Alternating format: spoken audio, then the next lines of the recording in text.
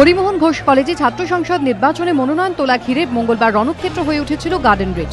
প্রকাশ্যে দুষ্কৃতীদের গুলিতে রক্তাক্ত অবস্থায় রাস্তায় লুটিয়ে পড়েন সাব ইন্সপেক্টর তাপস চৌধুরী।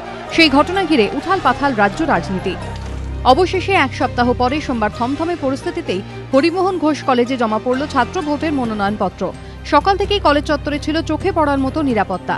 মঙ্গলবার যেখানে ঘটনাস্থলে কোনো সশস্ত্র পুলিশ কর্মী ছিলেন না, সেখানে অশান্তি এড়াতে এদিন কলেজের আশেপাশে সশস্ত্র পুলিশের পাশাপাশি টহল দিতে দেখা যায় র্যাবকেও। ঘটনাস্থলে ছিলেন খোদ ডিসি বন্দর। ঢুকতে দেওয়া হয়নি কোনো বহিরাগতকে। কলেজের দুদিকে 100 মিটারের মধ্যে কাউকে দাঁড়াতে দেওয়া হয়নি। বারবার পুলিশের তরফে মাইকে সেই ঘোষণাও করা হয়। আজকে ভালোই নিরাপত্তা ব্যবস্থা করা হয়েছে, আগে থেকে আরো বেশি ফোর্স দেওয়া হয়েছে। এখানে সাফিসিয়েন্ট আছে, যেটা প্রয়োজন দরকার আছে ওই সাফিসিয়েন্ট ফোর্স আছে এখানে। সবাই এখানে লাঠি আছে, কিছু লোক হাতে আর্মস আছে। যখন ডিপ্লয়মেন্ট হবে কিছু লোক হাতে আর্মসও থাকবে, কিছু লোক ম্যাক্সিমাম লাঠি থাকবে। আর্মস লিমিটেড থাকবে, যেটা যখন প্রয়োজন পড়বে এরকম ইউটিলাইজ হবে। মঙ্গলবার যেখানে উপযুক্ত নিরাপত্তার অভাবে গার্ডেন রিচ রণক্ষেত্র হয়ে উঠেছিল, সেখানে নিশ্ছিদ্র নিরাপত্তার বেষ্টনীতে কার্যত নির্বিঘ্নেই সারা হলো মনোনয়ন জমা পর্ব। বিএসসি থার্ড ইয়ারে আমাদের দুটো সিট ছিল, কিন্তু সেক্ষেত্রে একটা জমা পড়েছে।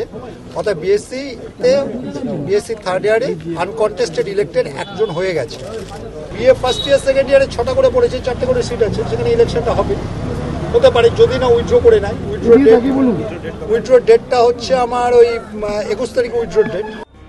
তবে এত সবের মধ্যেও মনোনয়ন তোলা আর জমার সংখ্যার মধ্যে বিশাল ফারাকটা কিন্তু আশ্চর্য করেছে অনেককেই। 31টি আসনের জন্য যেখানে মোট 153 জন মনোনয়ন তুলেছিলেন, সেখানে মনোনয়ন জমা পড়েছে মাত্র 38টি।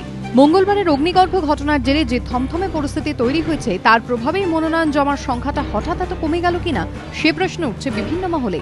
প্রকাশ সিংহের রিপোর্ট, এবিপি আনন্দ, কলকাতা।